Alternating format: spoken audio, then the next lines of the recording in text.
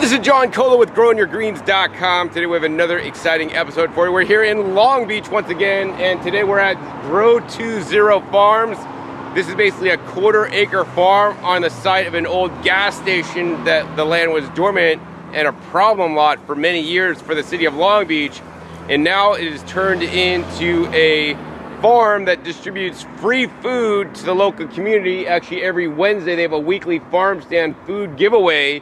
They started this actually in 2020, and they not only give away food from their farm here, but also they work with other food banks that bring in fresh food that then they'll basically put into little bags and distribute out the back gate to the locals here in Long Beach. So we're here at 2851 Santa Fe, and this is basically the Santa Fe Raceway because people are just speeding down this like no tomorrow. So let's head into the farm where it's a bit more calm, peaceful, and tranquil. All right, guys, so we're gonna head into the farm here, and generally the farmer's here most days for a few hours a day, whether he's watering or just working the farm to ground. He was a former Marine, actually, so he's a veteran, and he's found that literally gardening was his answer and farming was his answer to connect and to help him work through some of the issues that come with, you know, being in active duty in war zones, which I could not imagine. I visited so many vets over the years that get into gardening or start a microgreens business, right? Because, you know, gardening to me is therapeutic, right? We need a break from our cell phones, from computers, from Netflix, from TV, from the normal world that is so crazy and chaos, right? Get into your garden, take your shoes off, ground in the soil, work with the plants. They don't talk back to you. And your blood pressure is probably gonna go down too. Anyways, let's head into this farm and check it out. All right, guys, so this is the entrance to the farm. The sun's behind me, so this is not the best way to film. But basically, this is the entrance, and they got a bunch of fruit trees around some of the edges. They got like definitely a few mulberry trees, a fig over here. They got the pineapple guavas, apple, peach, Suriname cherries.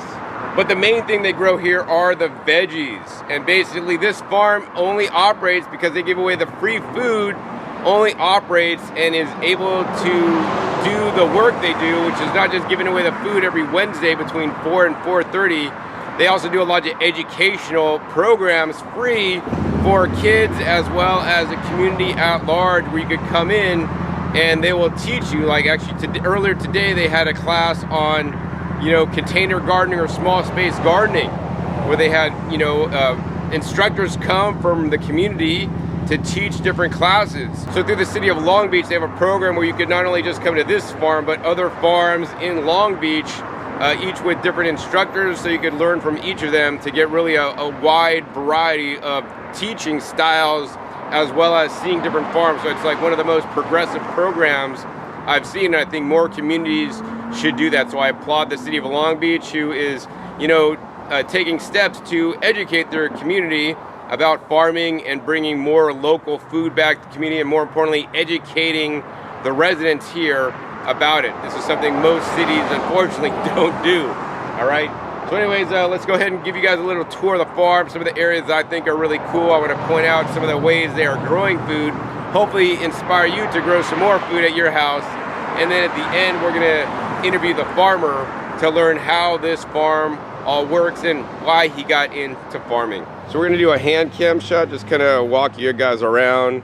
So you can see over here, they got like some kind of structure, and actually that's a structure for the bees. So they actually got beehives because the beehives lost their location.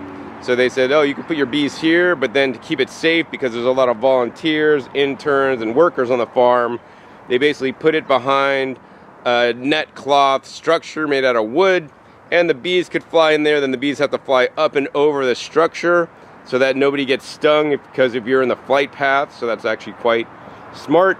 They have a greenhouse over there, trellis structure over there. They have basically flood tables here, which they manually water. This is where a lot of their plant starts are. They have lots of lettuce in season right now. And then they grow a lot of things in row crops. They also have, you know, sunflowers, good for pollinators. These are basically just volunteer plants at this point. They also have a little area here, which is where they give the classes. They generally will have up to like 40 people in some of the classes. They're also doing like irrigation classes. So they're getting hands-on work with irrigation. They're actually installing the irrigation on half the farm here. The other half of the farm over there is already done. So I think I want to show you guys some unique areas of the farm on how they're growing food, and it might just give you some ideas too. All right, guys, so basically one of the things I want to tell you guys is that one of the ways they grow food here, but not the only way, is through raised beds. And these are basically no-build raised beds. They basically got these concrete blocks that have cutouts for the wood that you could put in, and then they basically run a rebar pipe through all of them so it doesn't like tip over. And that's how easy it can be to build a raised bed. And then you can see they filled it with soil, and they basically got all kinds of garlic planted inside the raised bed. That's one way you guys could just grow at home, even here in the city. Another way, of course, is you can just grow in pots. So they just have these nice 5-gallon pots, and you can see they got a row of these pots with all different kinds of kales, dinosaur kale, red Russian kale, probably some white Russian kale, in pots. So I mean, really, they want to inspire the community to grow, and as well as they give classes so that'll teach you guys how to grow food yourself. All right, guys, so you can see behind me another very important area of the farm. This farm is called Grow to Zero, and that's because they want to do zero waste, right? So all the food scraps that they generate and food scraps that the community could drop off get put into these compost bins, basically made out of wooden pallets. That's very important to them, that they compost and then add the compost to their garden to re-enrich the soil. Even plants that get cut off, or leaves and branches and twigs they cut up, get put in the compost to turn back into soil. That's one of the really primary tenets, and that's one of the reasons why this farm is called Grow to Zero, to be more sustainable on the planet. All right, guys, so you guys can see behind me a tree that I want you guys to grow. This is a huge moringa tree with a lot of pods that are not currently mature all the way. They still could actually be harvested and eaten because they're still at a young stage. But the tree didn't really like the cold of the winter time, but it is now shooting off new growth on the tips, and the farmer basically just cut this tree back and it just keeps growing back, So a moringa is a tree that I think everybody should grow because it can provide literally year-round food here in Southern California. It's also very, very nutritious. In some places and cultures, they call it the tree of life. All right, guys, so they got even more raised beds, and you could grow a lot of food in a raised bed, guys. I mean, here they got a lot of radishes. These are really nice, oversized radishes in this bed, guys. Like, look at these. These are super healthy. Look at that. That's a really nice radish right there, guys. I'm gonna take this with me. But yeah, so I mean, even in just a raised bed, they have it's a wooden raised bed. They got it lined with some plastic. Probably better use a pond liner, or even just no lining at all, and let the wood just degrade over time. But yeah, nonetheless, they're growing lots of food in a lot of different ways to basically give people examples of how you can grow food here in Long Beach. All right, guys, another prolific crop they are growing here up the hurricane fencing, which is a perfect use of the hurricane fencing, and even into their back gate is covered basically by the passion fruit vine. This makes lots of passion fruits, and this is once again grows year round here. And so this basically gives them nice privacy, also some nice shade. It does make filming videos a little bit more difficult depending on the time of day. But nonetheless, look at how this is just filled in, right? There are certain crops that they're growing here, such as the moringa, such as the passion fruit vine. You literally plant them once and they grow forever, provided there's no crazy inclement weather event here in Southern California. But as things are kind of getting warmer these days, that's quite unlikely to happen. So I really love that this farm focuses on, some perennial vegetables, and I hope that they'll get into growing more perennial vegetables because they're even more beneficial for people that don't want to become farmers and have to keep replanting annuals every single season. All right, so aside from growing in raised beds and little planter boxes and growing in pots and things in the ground, they also have just standard more row crops growing. They're here to show a variety of different growing methods. And here they have some radishes, some beets, some carrots, and of course, some dinosaur kale. All right, guys, so I just wanted to show you guys this. This is a cauliflower they're growing. This thing is giant, it's like bigger than my hand, maybe almost bigger than my head. They definitely got some fertile soil here, and I know I mentioned earlier that this used to be the site of a gas station, and you're like, is the soil contaminated because a lot of gas stations, like their tanks leak and all this stuff? Well, this is like old school gas station like 50 years ago. And then basically what they did was they did soil testing in multiple locations around this whole property, like going down 12 feet, you know, to ensure there was no contamination. And of course, then they put in like a gopher wire mesh cloth so the gophers wouldn't come up, and then they brought in, you know, they did cardboard sheet mulching, and then they put on lots of fresh compost on top so there's no, you know, risk of contamination from the subsoil that tested actually clean. All right guys, so I'm sitting here in a brassica bed, and there's just different kinds of collards, tree collards, kales, maybe some kohlrabis, some newly planted cauliflower in front of me. And I mean, to me, like a lot of these plants, like looks like they need to be harvested more. They could be eating a lot more greens and getting a lot more greens out to the community. You know, as you guys know, my channel is called Growing Your Greens, and I didn't do that haphazardly. It's because greens are the most nutrient-dense food on the entire planet, because they have more phytonutrients, vitamins, and minerals than other foods that people would normally eat. They also have the least amount of calories, right? And so it's the most important food for longevity that you should be eating on a regular basis. So I hope the farmer here is harvesting his greens, whether he's gonna blend them up into a smoothie, you know, steam them up or saute them or cook them at low temperature, or even dehydrate them into kale chips, make green powders out of them, you know, so that him as well as the community at large could get more of these greens. They could actually get consumed and eaten, so they could actually help benefit the health of people in the local community, instead of sit here and then turn yellow and then just have to go on the compost pile, which is still beneficial because leaves that go to the compost pile are going to end up feeding the soil to grow more food. But the goal to me is to get the food out to the people instead of having it go to the compost pile to end up feeding the soil to grow food later for more people, if you got it. So this is one of my favorite parts of the garden, guys. This is over here. They got the purple mustard. We got some more radishes. They got beets over there. They got mixed lettuces. And then around this whole area, they got like tons of fava beans. And to me, some of the fava beans definitely need to be harvested. They're definitely best eaten fresh. I like to steam them myself, and they are absolutely delicious. I think I'm gonna get a whole bunch before I leave today and eat them for dinner tonight, actually. But yeah, they're growing some amazing crops here, just in the ground, in soil, all natural, organically. Some of the best food that you could get here in Long Beach, and it's given away free every week on Wednesdays from 4 to 4:30. All right guys, you want a mild climate? Come move to Long Beach, you know, check it out. They still got eggplants on the plant. I mean, I'm not gonna say the plant looks perfect. Definitely I could see the cold stress that this plant has gone through, but it's still alive and kicking and still has lots of eggplants that can be harvested.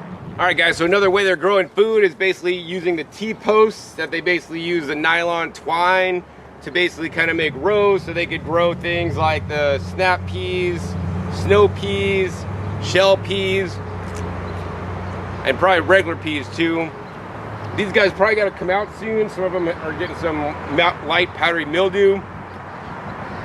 But what I like about the farm here is that they're growing a lot of varieties. They're not just growing snap peas. They got like different kinds of snap peas. They got ones here I think are probably grown for tendrils, because the tendrils are just kind of going crazy. And they got the purple ones and all kinds of things. Definitely delicious. All right guys, so this is one of my favorite areas of the garden. This basically, they're growing up the area that got the bees all on the back. So this is like the screened in area for the bees. They're basically growing the Malabar spinach, red Malabar spinach, up the enclosure for the bees. And as you guys can see, like these leaves are definitely looking a little bit stressed out because they're getting a lot more reddish color, which to me indicates some stress because it's probably been a tad bit too cold for the Malabar spinach, but they are thriving. And even more so, like this is the most amazing patch of Malabar spinach I've seen, because I mean, unlike most where you might see a few like little fruits like randomly, like these are like whole lines of just like of the berries. So I'm gonna go ahead and pick a good one here for you. I mean, check this out guys. It looks like a big blueberry, and I mean, if you crunch these, they're just like deep purple. They will stain all your clothes. Maybe use it as like lipstick. But the thing I want to remind you guys that these berries are edible. I would not chew up the seeds, so you're going to basically put this in your mouth, chew gently just to blow open the berries, get all the juice out, and then spit the seeds out, put them back on the ground so they could germinate. Meanwhile, your mouth will just be purple due to the, I think it's what, beta cyanins, which are quite cool. Yeah, honestly, these don't have a really sweet flavor or no flavor, but they're really nutritious. And I love that they are so prolific here in Long Beach. All right, guys, so I wanted to share this with you because I was like, I walk in and look at this, I'm like, whoa, this is interesting. Basically, they got a 4x8 flood table, and then they basically put these socks in it and put holes in it and then put the soil in there. And then they basically planted lettuce. So they got 6 rows of lettuce, and there's like 10 plants down the whole sock. And I guess, I mean, in some ways it's kind of cool because this is like mounded up. So like the soil down below could maybe remain a bit more moist, and then the plants could get the water in the sock. But I'm like, hey, why don't you just like plant the lettuce in the flood table with a bed with drainage and let them grow? Why do you need the socks? I didn't really get a good answer, but I'm like, this definitely does look cool. Anyways, they actually have another bed with flood tables. They got a bunch of these actually flood table gardens, which I think is an ingenious way to grow food because you don't have to build anything. You basically just build a stand to hold a flood table, and then you just plant in it. I mean, it's just super simple. But they also have just the lettuce planted in the table in soil. So let's go ahead and take a look at that next. All right, guys, so here's the same flood table with the same amount of lettuce plants, 60 lettuce plants in the flood table, just growing in soil. So I don't really understand the purpose of growing the socks. I mean, it does definitely look cool, but they got an irrigation system in this one that gets piped up, and they just got the newly planted lettuce. This one was just planted more recently, whereas the other ones were planted earlier in the year. My question for you is, which one would you rather plant? Would you rather do the socks, which kind of look cool, or this? I mean, the whole goal is to get people inspired to grow their own food. Which one inspires you more? I'd like to know. Hear your thoughts in the comments below. So I'm glad to see them growing one of my favorite perennial crops here, especially here in LA, to know that it does great. This is known as the Chaya. It definitely didn't like when it got too cold, but now that it's starting to warm up, it's starting to bud out. And unlike my Chaya, that basically all the top tender growth basically lost its life. You know, here it looks like the tender growth stayed alive, but it maybe just went dormant, defoliated. Now that basically spring is almost here, new growth is shooting out, so that's great. They got the Chaya, and then of course behind the Chaya they're also growing grain. So this is the amaranth. They got the yellow and red amaranth growing. Of course you can pick and cook the leaves to eat when it's younger, but right now they're going to be harvesting all the amaranth grain, you know, to eat and make like protein bars out of them, for example. So I mean, I really love the diversity of different crops they're growing here. They grow all kinds of different tomatoes. You know, that they got a bunch of tomatoes planted now, and they're going to be starting more soon. And they grow a lot of peppers and a lot of new crops, nasturtiums that I didn't even get to show you guys. The sun's going down, so I want to go ahead and interview the farmer before it gets too dark, so you guys can learn more about the Grow to Zero farm here in Long Beach. All right, guys, so now I have the pleasure of interviewing Leif Kemp, who is one of the co-founders of Grow to Zero. We're gonna ask some questions today about this farm, how it operates by really not selling any produce, as well as how it was started, why it was started, and why he farms and all these things. All right, so Leif, tell me, number one is, why did you even get into farming in the first place? You come from being a former athlete, you know, in school, and then you were, you know, then in the military. I guess you're a Marine, went to serve in active combat duty, which I could not imagine. So thank you for serving our country. But probably when you came back from that, you probably had some things going on in your head, like unfortunately many veterans do. Absolutely. Although it did take a long time for me to have to deal with some of that, about 15 years or so, I was selling medical devices, pursuing a hoop dream. I was a basketball player and track athlete.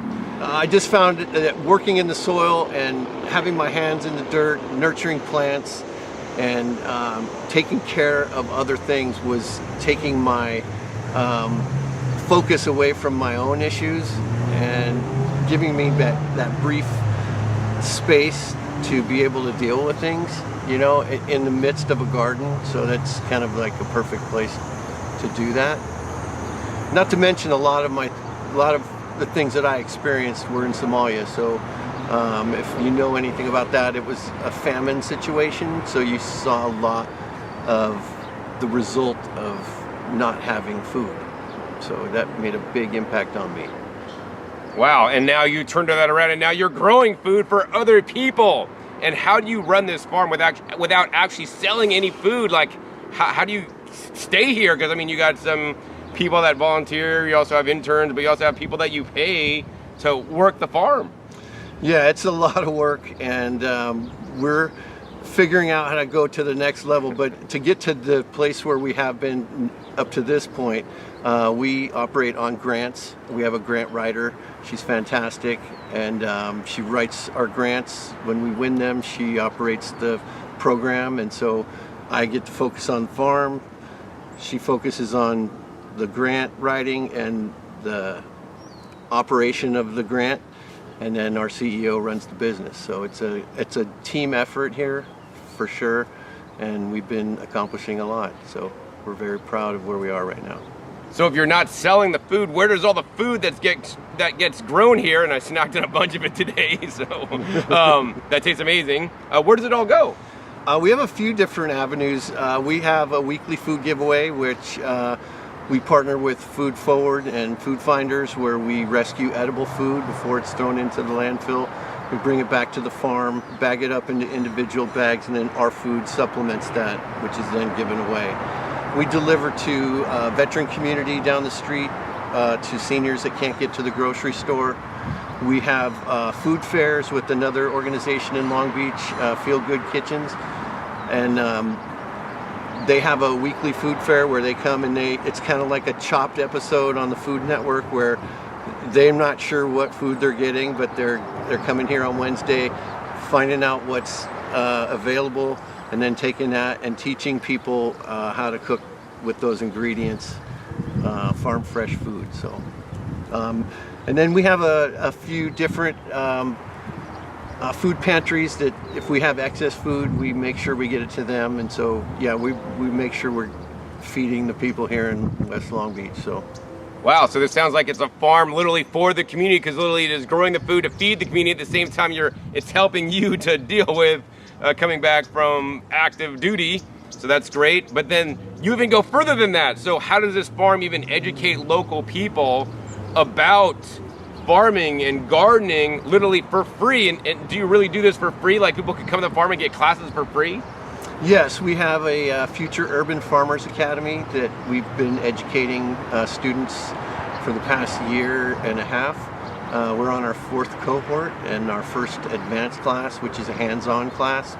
Our free Farmers Academy is mostly online, and then on the weekends you rotate between the urban farms here in Long Beach, which is, we have a growing number of urban farms, so we've got a really good community here, and you get to experience each farm owner and kind of their own emphasis on what they're doing. And we've added a very diverse curriculum, so we're very proud of that. It's very popular. It sounds amazing. And do you have any other kind of workshops for just local people that want to learn how to grow in their yard, backyard, front yard, or whatever? We're starting to add some classes, yes, and then we have a smart gardening contract where we host composting seminars throughout Los Angeles County on the weekends. So we're doing a few different versions of personal education. Yeah. So.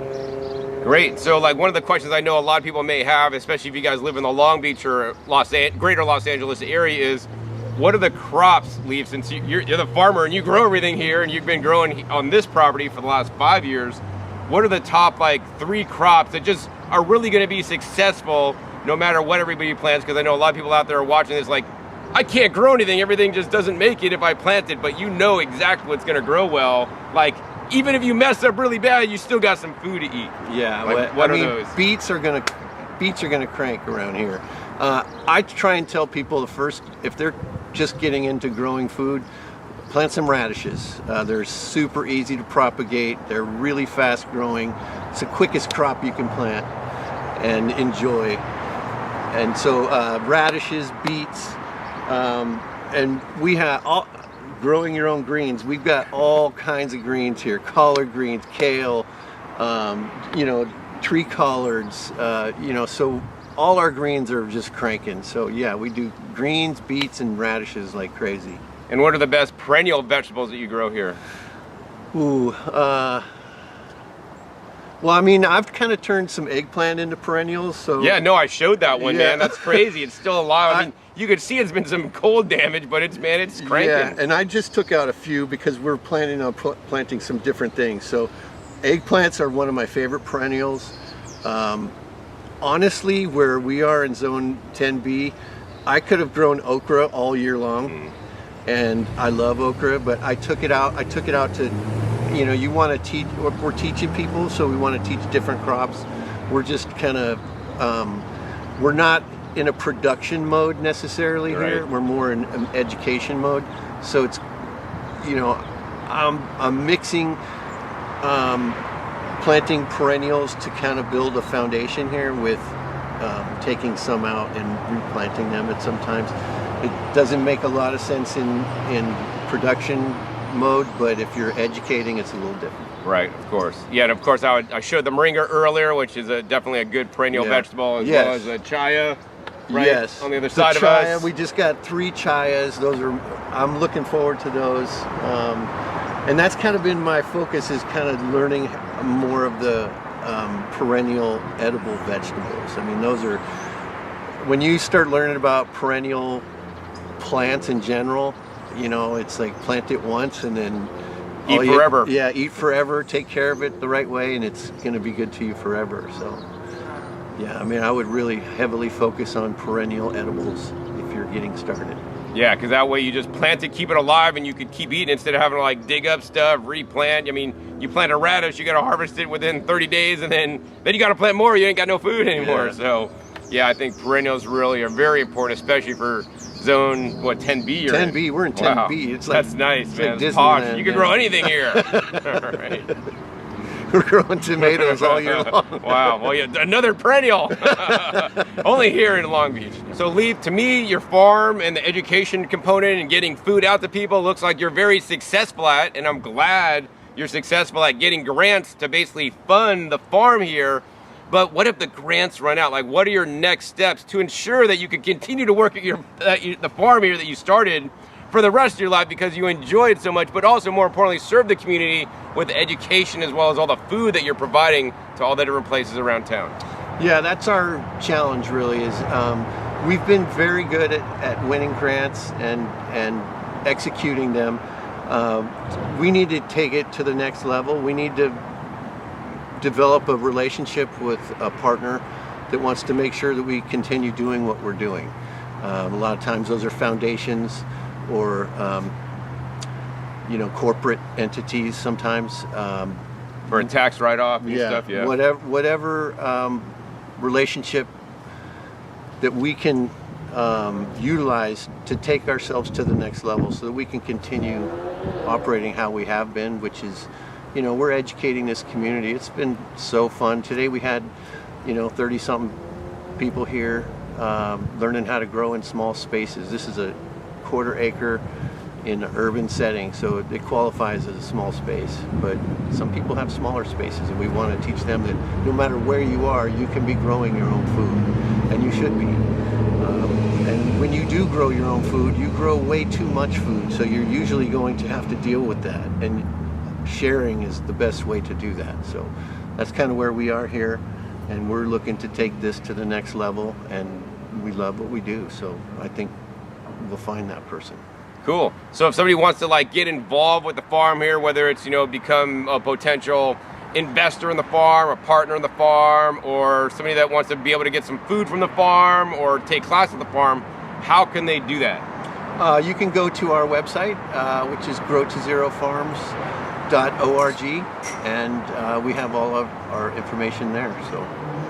All right, wonderful. All right, Leif, so are there any final words of wisdom you'd like to share as a longtime Long Beach resident and farmer here? You know, I think the more we do to serve others, the better our life becomes. It's just when you serve other people, no matter what you're going through, it disappears. And that's how we kind of are doing things here. It's just serving this community and having a good time doing it. Wonderful. Those are excellent words of wisdom, because that's why I'm making this video, because I'm here to serve. I'm not like, nobody pays me to make videos. YouTube even took my funding away because they demonetized my videos. So I'm not getting paid nothing, but I don't care, because to me, hanging out with cool farmers like Leif is one of the funnest things I could do on my Saturday. All right. So if you guys haven't started a garden yet, I want you guys to get the gardening bug like Leif and I have. Start your own garden, start growing. If you live in Southern California, definitely start growing some perennial vegetables, because they're the easiest. They're gonna grow year round. You can just keep harvesting off them, whether it's the eggplants, the moringa, or chaya, and there's many others that you could be growing. So learn about them. Come down and support Leif and his farm here. If you know people that have foundations that need to give their money away, let them know about the farm here, so that this farm can continue to serve the community, educate, and even provide food at like no cost, which is totally boggles my mind. There should definitely be more farms like this around the country to educate people about how to be more self-sufficient on this planet, when more than ever we are getting more dependent on big producers, and then we are just consumers, when you can all start producing your own food like they are teaching here, you know, so we can be empowered and take our country back, It's not one hard. person at a time. Yeah, it ain't hard, guys. It ain't hard. So if you guys enjoyed this episode here at Grow to Zero Farms, be sure to give it a big thumbs up. Also, more importantly, share this with other people that live in the Los Angeles areas. What other foundations, if you know any, so that they can learn about the amazing job that they're doing here in Long Beach. Also, make sure you click the subscribe button right down below so you don't miss my new upcoming episodes. I've come in every 5 to 7 days. You never know what new farms, what new knowledge bombs I'll be dropping on here, what new cool, crazy things I'll be sharing with you guys on my adventures around the country and the world. Make sure you click the little bell so you get notified as my new videos come out. And finally, be sure to check my past episodes. My past episodes are a wealth of knowledge. Over 1,700 episodes at this time on this channel dedicated to you guys all about how to grow your own food at home and even inspire you just a little bit. So with that, my name is John Kohler with growingyourgreens.com. We'll see you next time, and until then, remember, keep on growing.